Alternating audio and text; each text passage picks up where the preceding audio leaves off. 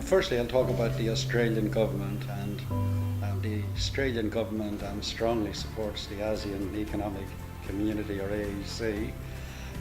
We have an initiative in Australia, the Australian ASEAN Development Cooperation Plan, Phase 2, which is a project that the Australian government has set up to help support the ASEAN economic community and the players involved in the community.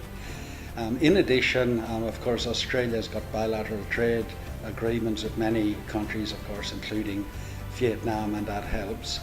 And also, Australia works closely in partnership with the Asian Development Bank to help support ASEAN countries and initiatives that would help the ASEAN economic community.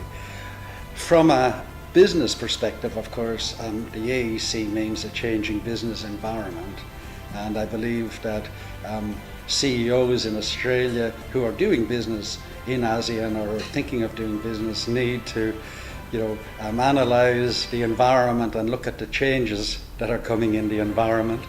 They then, of course, have to look at, well, what are their strategies, what are the opportunities, and there will be many opportunities for companies in Australia, but also maybe there's threats, particularly for Australian companies who are already here. So I think they really need to have a re-look at their strategies and business plans to take full advantage of the opportunities that will come from the AEC.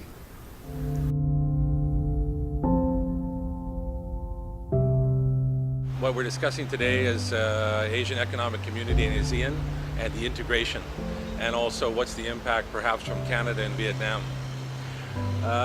What I want to say first of all is that these are challenging times. Macroeconomically, there's challenges. Within the Vietnamese economies, there's challenges.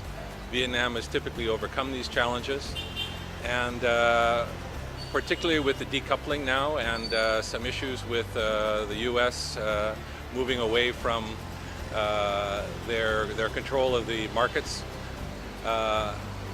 These are going to bring some challenges in terms of currency, in terms of the macroeconomic environment, and perhaps even in terms of interest rates for Vietnam. The devaluation in China is an important situation. The trade situation and the impact on emerging economies is important. Integration is an opportunity, it's not the answer.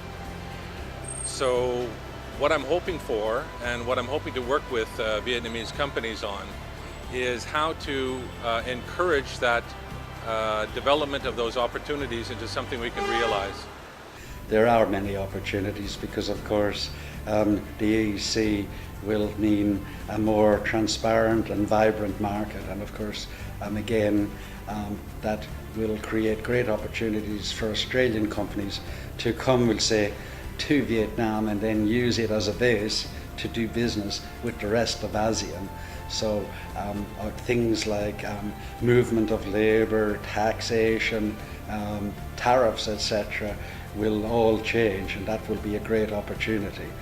Of course, there will be challenges, of course, particularly for Australian companies already in ASEAN, because as the borders open up, then they will be open to competition maybe from other ASEAN countries. So Australian companies in Vietnam would have to look at, well, how does their existing business, how is it affected by the changes that are coming, and be aware that businesses from other ASEAN countries could now come into Vietnam and be major competitors.